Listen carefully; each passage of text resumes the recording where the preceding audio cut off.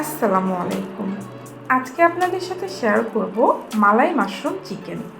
এই চিকেনটা এতটা জুসি আর এতটা মজাদার যে প্লেটে এক ফোঁটা সসও পড়ে থাকবে না। তাহলে চলুন বেশি বকবক না করে আমরা রেসিপিটা শুরু করি। মালাই মাশরুম চিকেন বানানোর জন্য চিকেনের থাই পিসগুলোর মধ্যে খাবার ওয়াইন আর সামান্য গোলমরিচের গুঁড়ো দিয়ে চিকেনটাকে ম্যারিনেট করে রেখে দিতে হবে বেশ কিছুক্ষণ। প্যানে সামান্য তেল ব্রাশ করে ওর মধ্যে একে একে ম্যারিনেট করা চিকেনগুলো দিয়ে দিতে হবে। চিকেনগুলো প্যানে দেওয়ার সময় অবশ্যই স্কিনের দিকটা আগে দিবেন।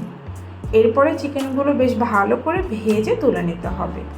অন্য একটি প্যানে দিয়ে দিতে হবে বেশ খানিকটা বাটার। এরপরে এর মধ্যে দিয়ে দিতে হবে টুকরো করা পেঁয়াজ কুচি। পেঁয়াজটাকে কিছুক্ষণ ভাজার পরে এর মধ্যে দিয়ে দিতে হবে টুকরো করা মাশরুম আর পেঁয়াজ ভালো করে ভাজা হয়ে গেলে দিয়ে দিতে হবে খাবার ওয়াইন। এরপরে চিকেনের টুকরোগুলো একে একে সাজিয়ে দিয়ে ঢাকনা দিয়ে ঢেকে রেখে দিতে হবে বেশ কিছুক্ষণ পর ঢাকনা তুলে এর মধ্যে দিয়ে দিতে হবে কুকিং ক্রিম।